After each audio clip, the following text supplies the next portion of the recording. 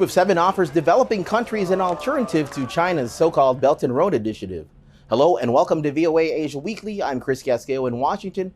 That story coming up, but first making headlines. Indonesian President Joko Widodo met with Ukrainian President Volodymyr Zelensky before heading to Russia to meet leader Vladimir Putin in the hope of reviving peace talks.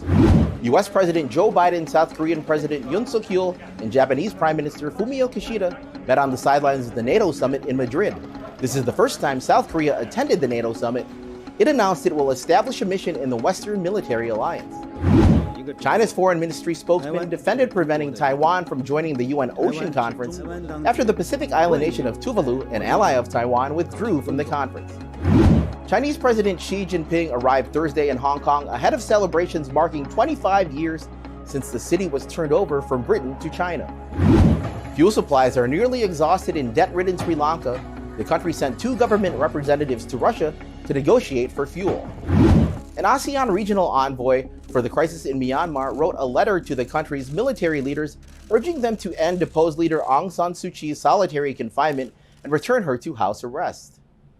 The group of 7 leaders launched a $600 billion global infrastructure initiative they say will compete with China's Belt and Road Initiative. But analysts say this ambitious proposal has some issues.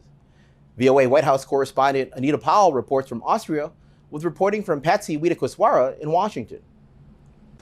The G7 Partnership for Global Infrastructure and Investment plans to offer developing nations $600 billion in infrastructure funding by 2027 as an alternative to China's massive Belt and Road Initiative. President Joe Biden unveiled the proposal at the G7 summit in Germany. What we're doing is fundamentally different because it's grounded on our shared values of all those representing the countries and organizations behind me.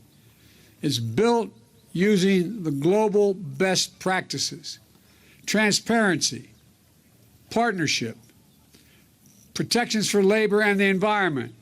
A third of the funding comes from the U.S. and the rest from other wealthy G7 nations, using modest government investments and establishing high standards designed to leverage private sector financing.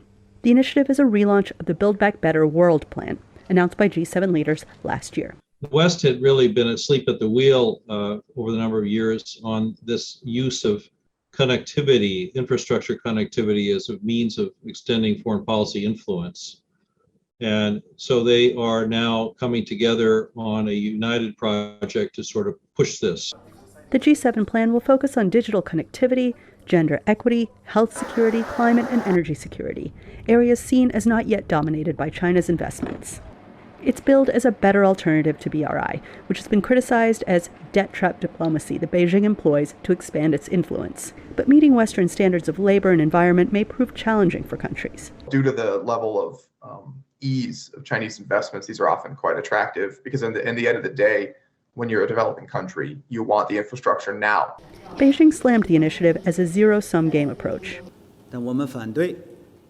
We oppose the moves that advance geopolitical calculations and smear the Belt and Road Initiative in the name of promoting infrastructure development. In the 9 years since it was launched, nearly 150 countries have signed up for China's BRI, so far totaling over 2,600 projects with a combined value of $3.7 trillion, according to data analysis firm Refinitiv. Anita Powell, VOA News, Tels, Austria. Visit our website, voanews.com, for the most up-to-date stories. This is VOA Asia Weekly. Filipino journalist and Nobel Peace Prize winner Maria Ressa said that the Philippines government is affirming a previous order to shut down Rappler, the news website she co-founded. Rappler gained notoriety for its reporting of outgoing President Rodrigo Duterte's bloody crackdown on illegal drugs. Ressa said Rappler will stay in business until all legal appeals are exhausted. Finally, on VOA Asia Weekly, an Indonesian villager captured a crocodile measuring more than 4 meters using just a thin rope. Video of Usman and his son wrangling the mighty croc went viral in Indonesia. Conservation officials took the crocodile to release it in a less populated area.